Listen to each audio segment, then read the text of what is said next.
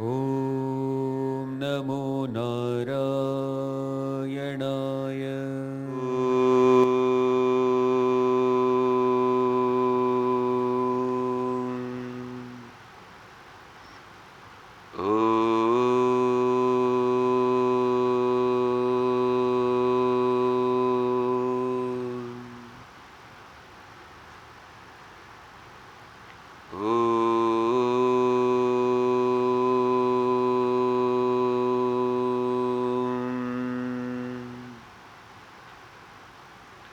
ॐ सहना भवतु सहनौ भुनक्तु सह वीर्यं करवावहै तेजस्विनावधीतमस्तु मा विद्विषावहै। ॐ शान्ति शान्ति शान्तिः। ॐ श्री गणेशाय नमः। ॐ श्री सरस्वत्यै नमः। ॐ श्री गुरुभ्यो नमः। ॐ समस्तजनकल्याणे निरतं करुणामयं नमामि चिन्मयं देवं सद्गुरुं ब्रह्मविद्वरम्। ॐ सच्चिदानन्दरूपाय विश्वोत्पत्त्यादिहेतवे तापत्रयविनाशाय श्रीकृष्णाय वयं नुमः। हरिः ओम्। ॐ सदाशिवसमारम्भां शङ्कराचार्यमध्यमाम् अस्मदाचार्यपर्यन्तां वन्दे गुरुपरम्पराम्। हरिः ओम्। Suswagatam. We all are here today and starting fourth chapter of Bhagavad Gita.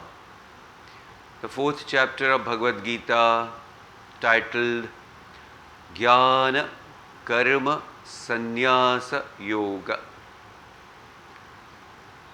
Now, when we try to understand Bhagavad Gita, when we try to study Bhagavad Gita, the first aspect which we should able to understand that Bhagavad Gita is a complete scripture in itself.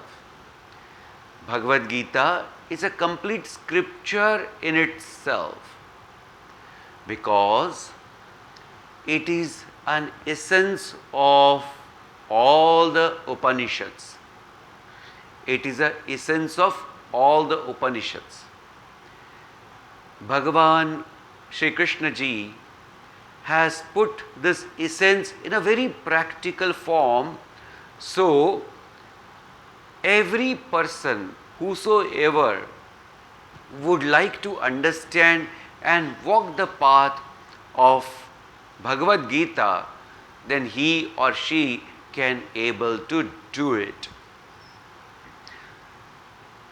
In the Bhashya of Bhagavad Gita, Bhagavan Adi Shankaracharya ji says beautifully, he says, in our life there are always two paths available. What are these two paths? One is called as Pravrutti Marga, another is called as Nivrutti Marga. Pravrutti Marga is a path of convenience, path of pleasure. This is called as Pravrutti Marga. Then Nivrutti Marga, the path of good, the path of supreme understanding, the path of complete detachment, that is called as Nivrutti Marga. So, if you look at very practically in life, whenever situation comes in our life, we have to respond to the situation by saying yes or no. Think always we have a choice of saying yes or saying no. So the question is, on what basis, this is a very important question, on what basis we should say yes and what basis we may say no? I am giving you a pause to think. What is the basis of saying yes or no? Okay, now just imagine, for a people, those who are ignorant in nature, as well as those who are very gross in their understanding, two things I said, ignorant and gross in their understanding, what do? They respond to every situation as per their likes and dislikes. They respond to the situation as per likes and dislike.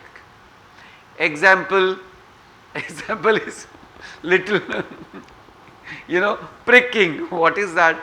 When people have a diabetes, and majority of the people nowadays suffer from diabetes, and they go to the parties, and in the parties, after the dinner or lunch, dessert is served, and there, when the dessert is served, they don't look here and there, and they just go on having tag.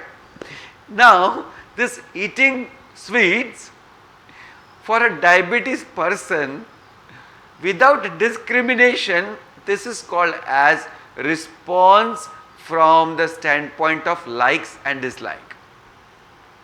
From the standpoint of like and dislike. Similar thing happened to Arjuna. Where he was not able to understand that what should be my response in this situation. So immediately his basic nature gave a response depending on the like and dislike, called as attachments. Okay, so the next important aspect is who says yes. Next level, who is that person who says yes or no according to a discrimination?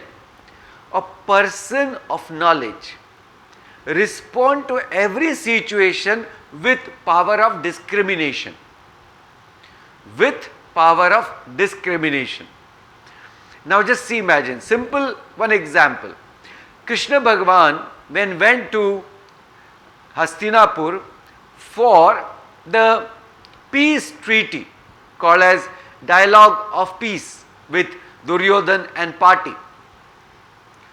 So they said, no, nothing doing, we are not giving anything. After the meeting, Duryodhana offered Bhagavan Krishna a lavish lunch, that please do come to our place, and as you have come, before going you can have a food and then go back to your Dwarika. Now this is called as discrimination. Bhagavan Krishna says, no, not at all. I cannot have a food in your house because you are not serving with devotion. You do not have a love for me. Therefore, I will go to that person who loves me, who really wants to be with me, and who has a devotion. So, see, Bhagavan went to Vidur's house. There is no comparison of the prosperity point of view. Here the Duryodhan is a king, and whole kingly so-called as a buffet would have served.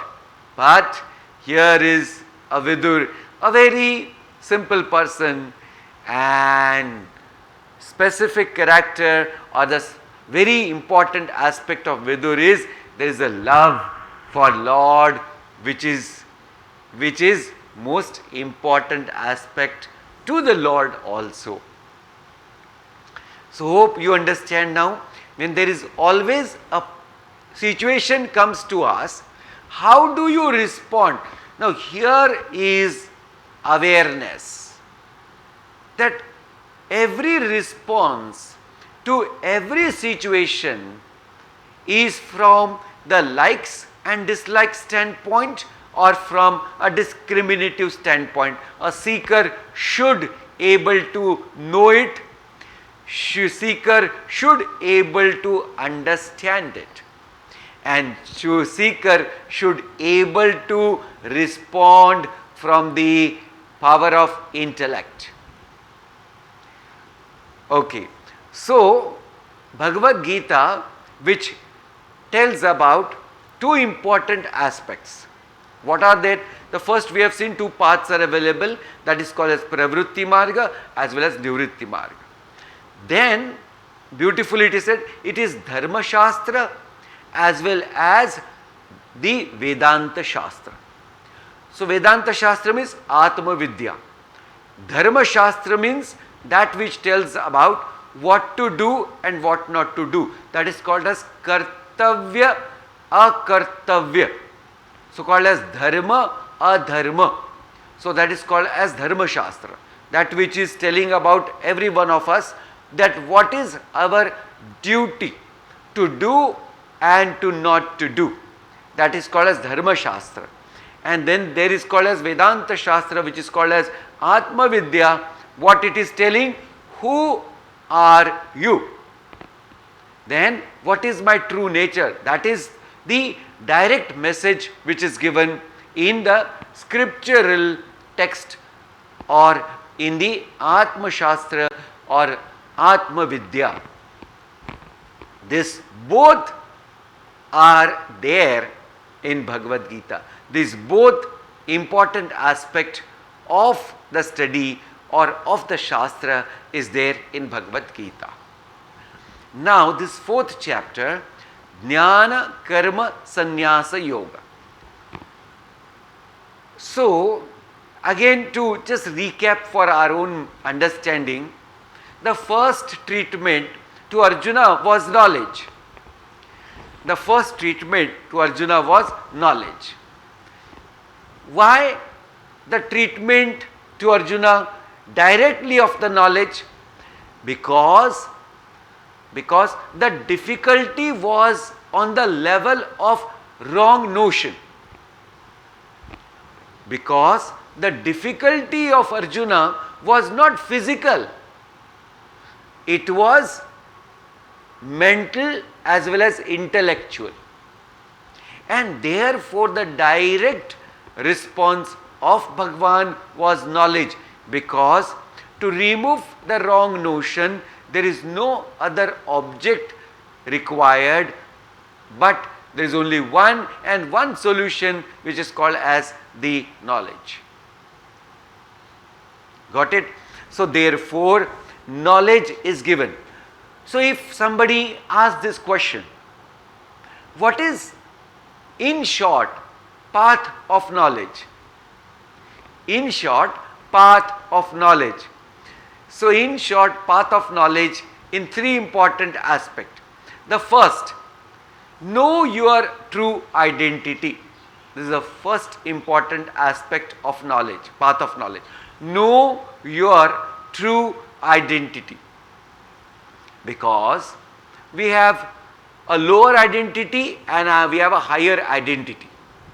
So the lower identity is body, mind and intellect, and the higher identity is our true self. So this is the first aspect of path of knowledge. Second aspect of path of knowledge is understand the realities.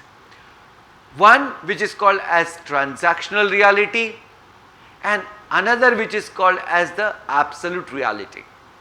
Transactional reality is called as Vyavaharika Satta and absolute reality is called as a Paramarthika Satta. In between there is called as Pratibhatika Satta.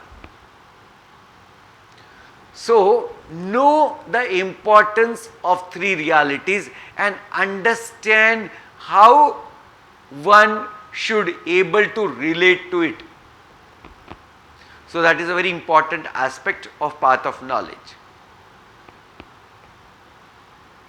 How to relate to it? Now please note it. Knowing the absolute reality, one should transact in the transactional reality. Knowing the absolute reality, one should be able to do a transactions in this transactional reality. And that is an important aspect. Third important aspect is how one should able to work in this world without getting attached to anything.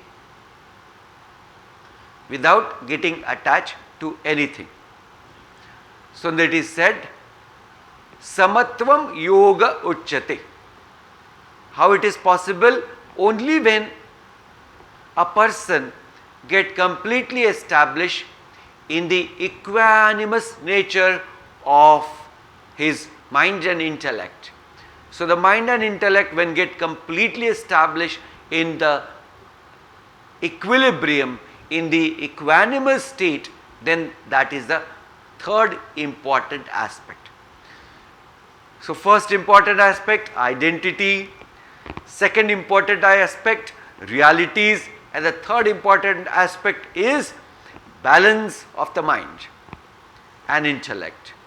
So these are the three important aspects of the path of knowledge, beautifully explained by Bhagavan in chapter 2nd. Now chapter 3rd, just to make it everyone more clear that where we are heading towards. In chapter number 3, when Arjuna asked this question, Jayase chet karmanaste mata buddhi janadana tatkim karmani ghore mam niyojayasi keshava. O Bhagavan, you glorify the path of knowledge so correctly and so well. Now, why do you want me to get into this very difficult aspect of action? So this is Arjuna's mind's question. So now Bhagavan says, Arjuna, see, for you, action is important because of your nature of the mind. Why the action path is important to Arjuna for you is for the nature, because your nature of the mind is Rajasic. And in the whole universe, majority of people fall in this category. And therefore path of knowledge is path of karma yoga, the path of action is must for majority of the people. Okay. Now what is this path and how to do the action? If I do not follow karma yoga, then what happens? One verse gives a very good explanation of karma yoga. Bhagavan says, Yajnarthat karmanonyatra Yajnarthat karmanonyatra Lokoyam karma bandhanaha Tadartham karma kaunteya Mukta sanga samachara Tadartham karma kaunteya Mukta sanga samachara. 4 aspects. If someone do not do the action with the attitude of yajna bhavana, yajna called as sacrifice, attitude of sacrifice. What is that? The selfless action. If someone does not do, then what is the outcome of it? Lokoyam karma bandhanaha. Then there is sure bondage for that person. So 2 aspects are clear. if we do not do the action with attitude of sacrifice, then is equal to bondage. So direct equation. Bhagavan, we don't want bondage. Okay, my dear, you don't want bondage? Tadartham karma kaunteya. Now one who is just next to us, one who is with the basuri, tadartham, for the sake of God. Tad artham karma kaunteya. For the sake of Ishvara, for the sake of God, for the sake of Bhagavan, one must able to act.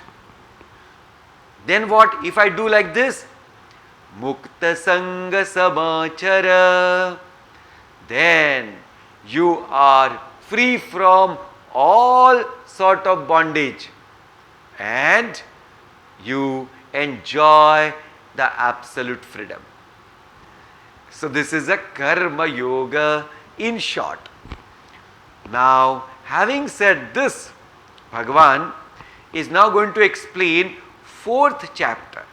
What are the important or salient features of this fourth chapter? Wow, this fourth chapter has the most important aspect which is explained by Bhagavan, that how from action one should lead oneself to actionlessness. So it's a path of action to actionlessness. Okay. Actionlessness do not mean there is no action. Actionlessness means even though there is an action, but it appears as if it is no action. That we are going to see in detail. So that's a most important aspect of this chapter. Then the next important aspect of this chapter is first time. Here Bhagavan is completely and very clearly telling about his own nature to Arjuna. So he is giving a great secret, or he is opening up the great secret of his own true nature from the standpoint of the world or as a standpoint of absolute reality. Then in this chapter alone there is called as Avatar Siddhanta. Avatar Siddhanta. And no other chapter has this Avatar Siddhanta. So this is a very important aspect of this chapter. Then what is another important aspect? Chatur Varnam Maya Srishtam. The four sections of the society, which is explained very beautifully, and in this section where Bhagavan is explaining about the Chatur Varna, there are so many wrong notions in the society about what it is. Okay, so this is a speciality of this chapter, and Bhagavan now, last but not the least, when ends this chapter, gives how one should do a sadhana, which sadhana is suitable for whom, explained beautifully. So let us start today chapter number 4, verse number 1. You all can have a Bhagavad Gita with you and you can chant. Listen first and then chant. Om Shri Paramatmane Namaha. Atha Chaturthodhyayaha.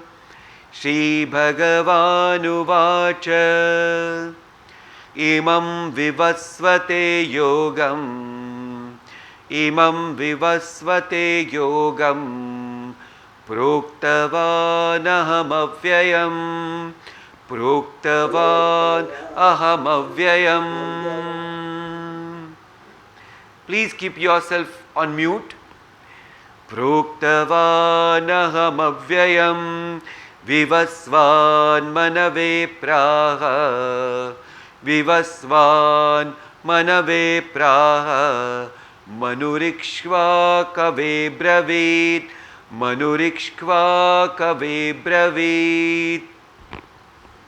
Bhagavan says, Aham proktavan. I taught. What did you teach? Imam yoga. This yoga. Which yoga? That is called as yoga of knowledge. Yoga of knowledge. To whom did you teach? Vivaswan. To whom? Vivaswan. Vivaswan is who? Sun, Bhagavan Surya, sun god.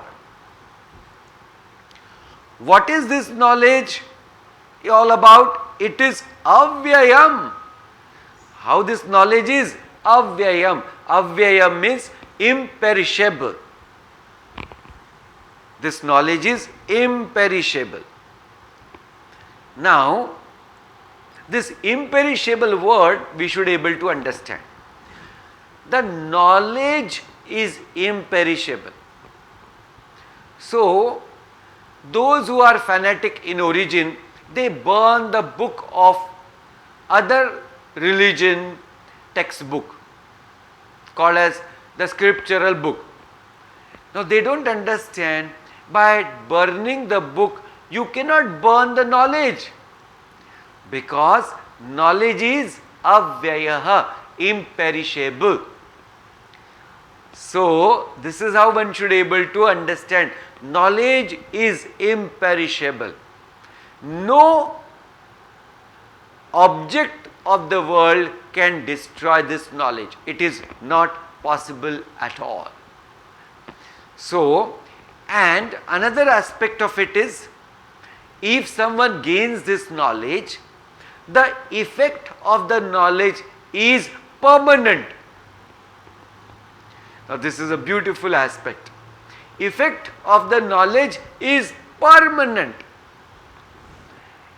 Now, this is called as transformation.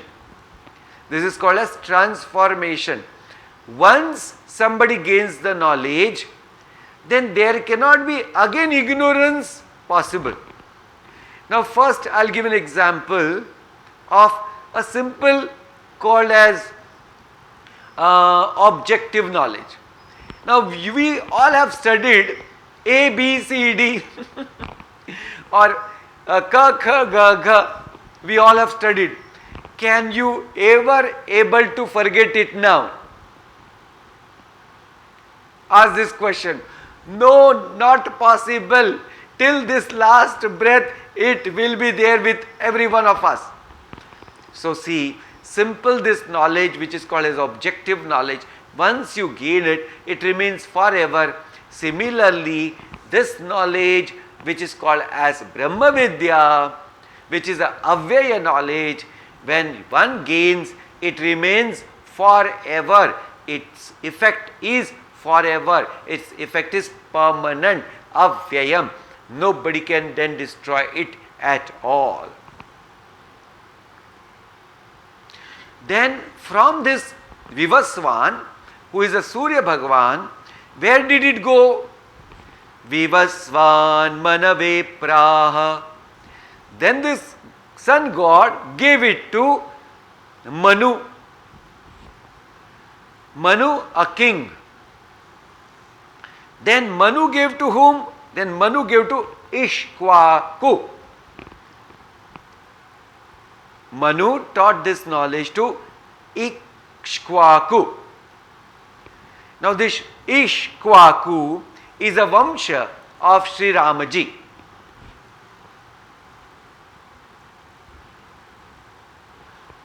So, one point we will take it up now in this beautiful verse.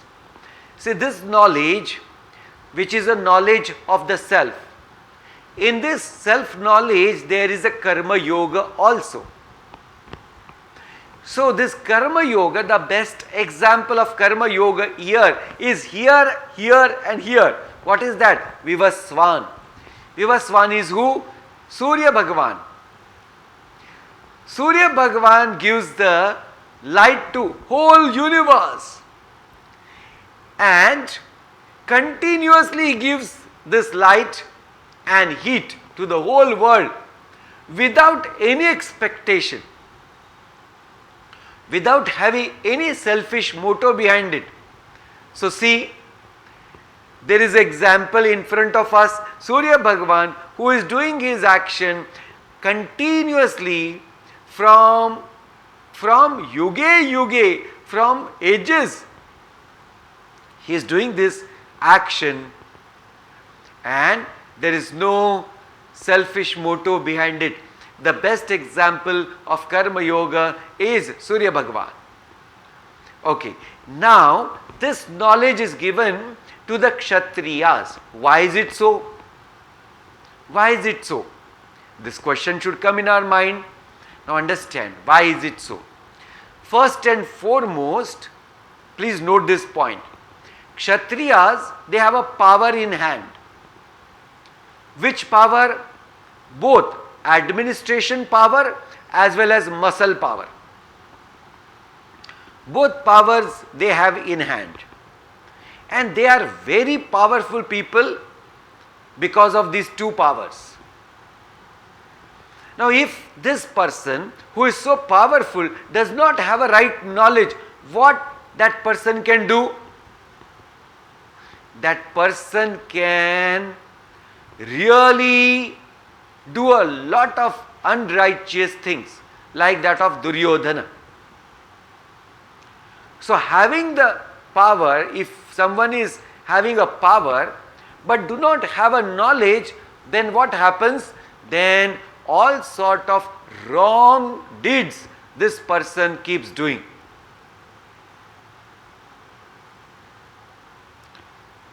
Example is this Duryodhana itself is example. Therefore, if Kshatriya gets a right knowledge, then this power can be utilized for righteousness. This power can be utilized, this knowledge can be utilized for righteousness, for the peace in the society. Now, how the peace in the society is possible? Please note it. If Kshatriyas protect the Brahmanas, and Brahmana dharma is to spread the knowledge to every corner of the state or country, then what is happening? The knowledge is given to everyone and everyone is becoming more kartavya daksha, that means called as duty conscious. And if everyone becomes duty conscious, then where can be or how can there be any sort of difficulty in the society, or how can there will be an unrighteousness in the society? Not possible. So therefore, this is how Bhagavan has given this knowledge even to the Kshatriyas, and for this reason of they should able to protect the weaker sections of the society, and then the society gets the strength from the knowledge spread by the Brahmana section of the society. And this is how, this is a beautiful first verse. Bhagavan says, Abravit, that means this is what I have spoken very clearly and in a very so-called as detailed manner. That was the first verse. Now the second verse of chapter number 4. Evam parampara praptam, evam parampara praptam, imam rajarshayo viduhu, imam rajarshayo viduhu, sakale neha mahata, sakale neha mahata, yogo nashta parantapa, yogo nashta parantapa. Evam, in this way, parampara praptam. Parampara praptam means, now just see, Guru parampara. Guru Parampara means one who is at a higher pedestal and one who is at a lower pedestal. One who is at a higher pedestal is giving knowledge to the person who is at a lower pedestal.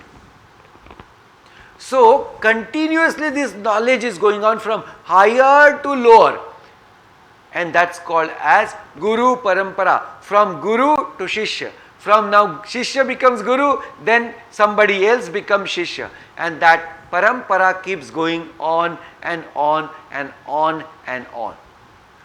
So, Bhagavan is here explaining also or giving emphasis to Guru Parampara too.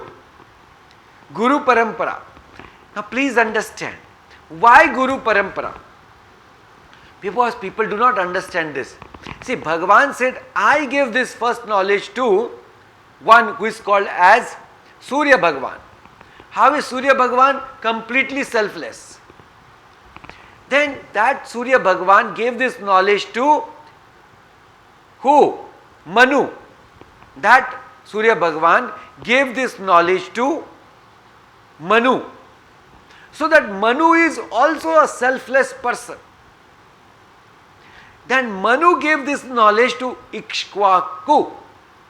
That person is also a selfless person.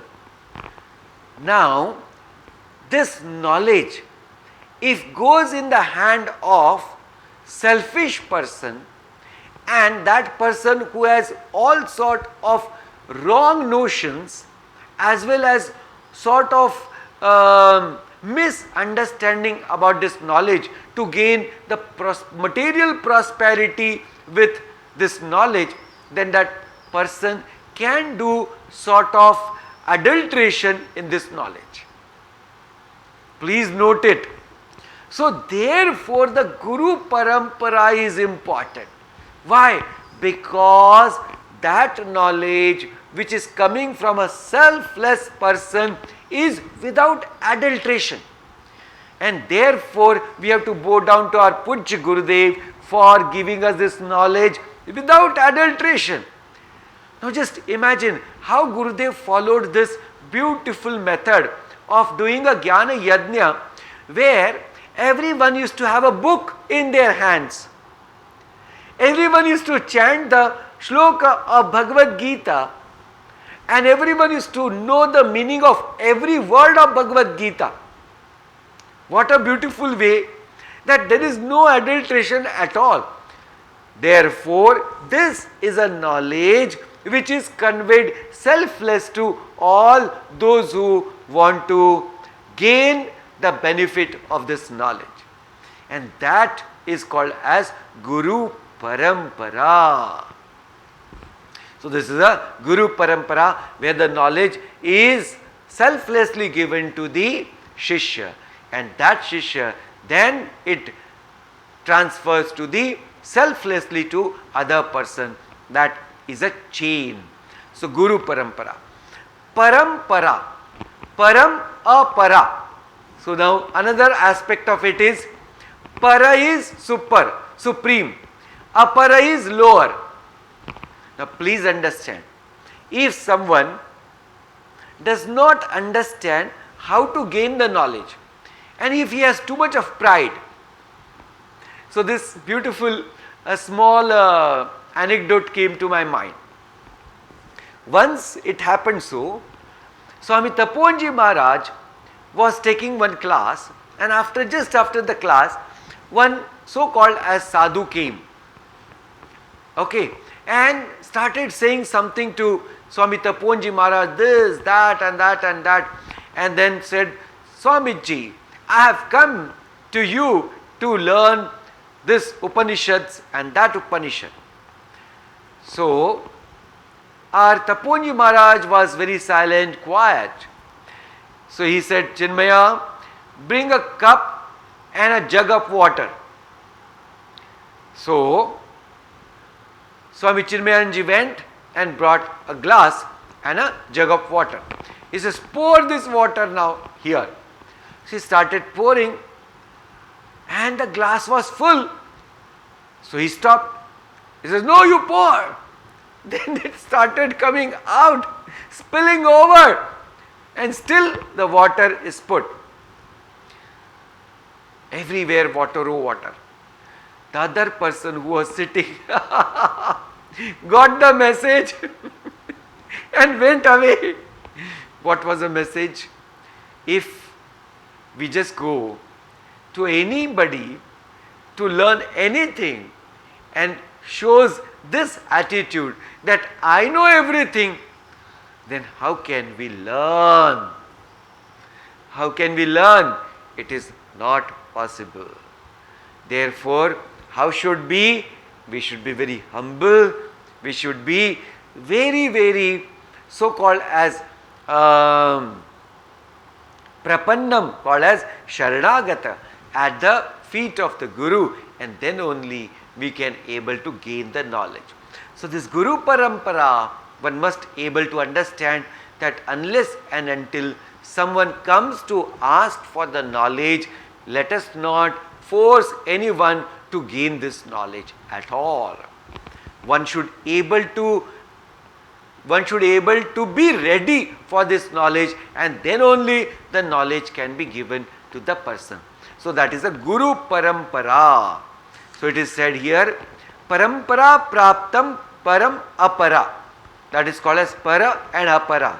That is coming from the upper level to the lower level. Praptam. Rajarshayo Viduhu. To whom this knowledge is gained or given to? Raja Rishayi Viduhu. Now there are two ways to understand. Rajarshaya is Raja Rishihi, and those rishis first were king, and then they turned to be the spiritual people, called as spiritual person. So that's called as Raja Rishihi. Rishi, if this word one can understand, what is that? Rishanti Jananti. So what is the meaning? Those who know that. What is that? That supreme. Another meaning is seer of Veda mantras. Seer of Veda mantras. So these are called as, means this is the right meaning of Rishi.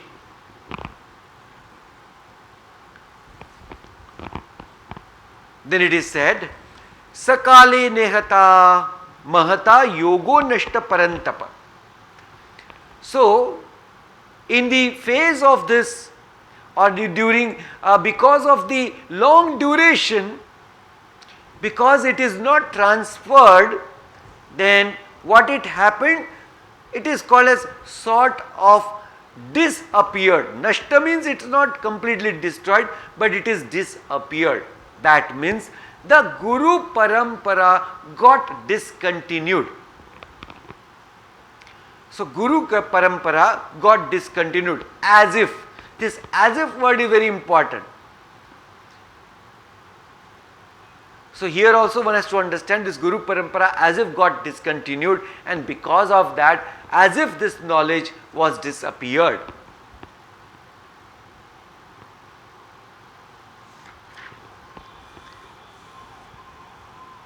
Because of the long time it wasn't shared and it wasn't given to the other person called as a disciple.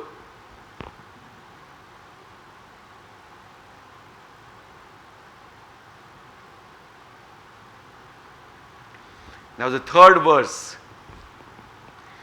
Saevayam maya tedya yoga prokta puratanaha bhaktosi me sakha cheti bhaktosi me sakha cheti rahasyam hetaduttamam.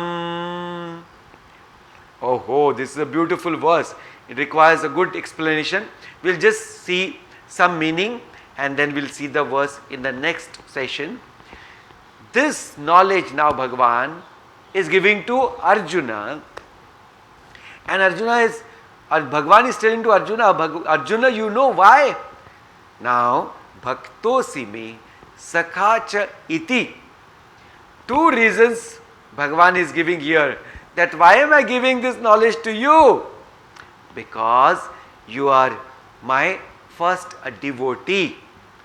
And the second devotee, how? Because you said prapannam, shadimam tvam prapannam. You have completely surrendered to me, and that's how I have accepted you as my disciple. Okay, this is one. Sakhacha iti. Arjuna, you are my dear friend from years together. You fought a great war with Mahadev just because Mahadev ji took a sort of some role or disguise himself and came to you just to test you, where he just gave some small wrong word to our friendship, and you fought a very, very great war with him. And that's how I know you to be my great friend. Oh dear, that's how I'm going to give this knowledge to you now.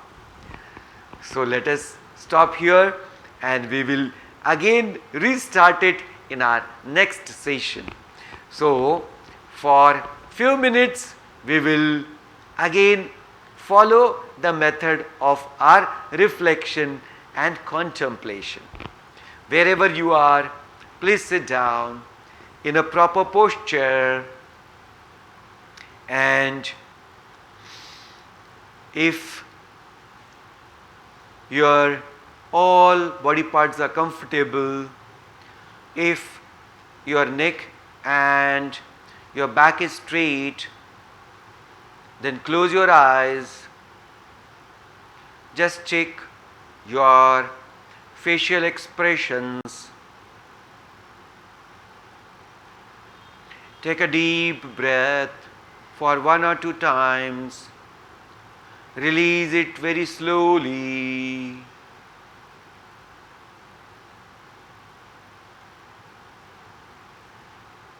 Take a deep breath.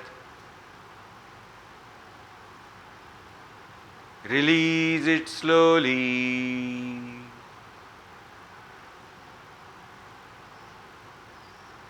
By doing this, we further quieten the mind. That quiet mind now we use for the reflection of all that which we have discussed in today's class. We have seen how this chapter has a very important salient features. Guru Parampara and its importance is beautifully mentioned here. Other important aspect of this chapter is how a person from action can lead to or rise above to actionlessness. This part will be explained beautifully in this chapter. Then Avatar Siddhanta. Bhagavan is going to explain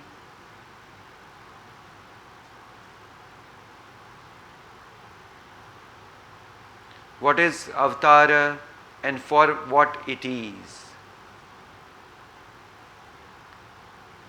Bhagavan is also going to mention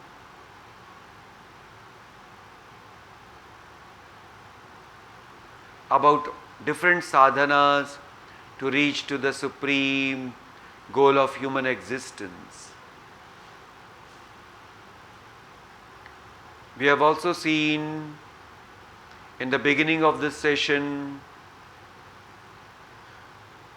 in everyone's life, there are two paths available. One is the path of pravritti, one is the path of nivritti. The path of pleasure, the convenience, and the path of good. So we have seen both in brief what it is. Then we have seen in Bhagavad Gita, Dharma Shastra as well as Vedanta Shastra, called as the self-knowledge and the knowledge of Dharma, is beautifully explained by Bhagavan. In Dharma Shastra, what comes, how to do one's own duties. We have to perform different duties because we have different roles to play in life. So we must be able to know what are all right duties we must do in our life. Other path where Bhagavan is telling about knowledge, what is our true identity?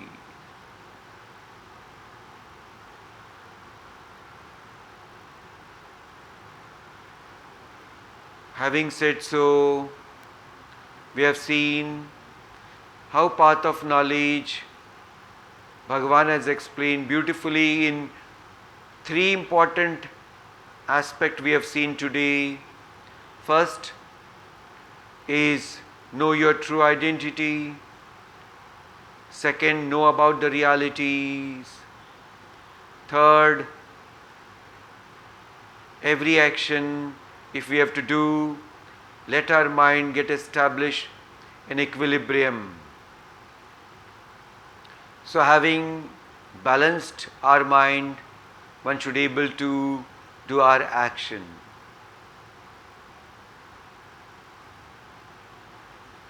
Karma Yoga, if somebody is doing action without the right attitude of sacrifice, then is equal to bondage.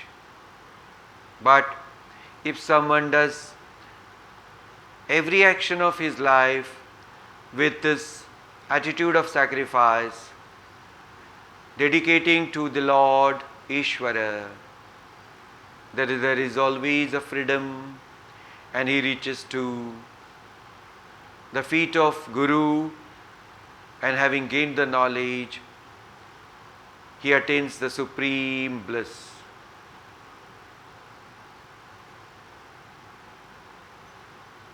Slowly, one important aspect of this chapter will come to all of us.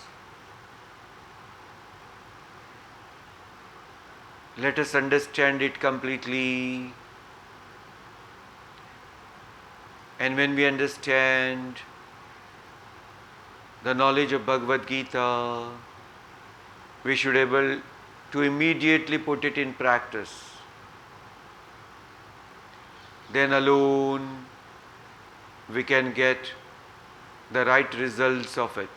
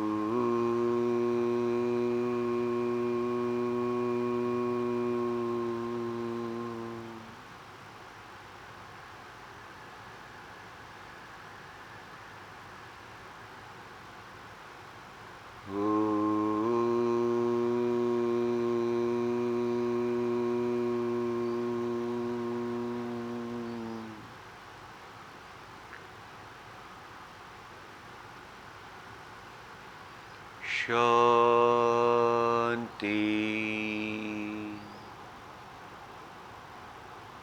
Shanti.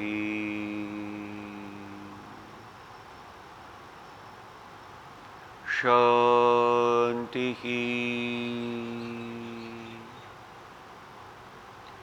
Harihi Om.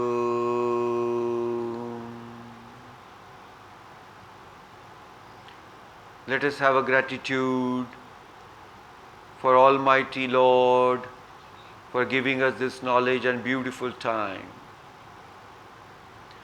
Let us have gratitude to everyone around us who is responsible for today's, our present situation, present status.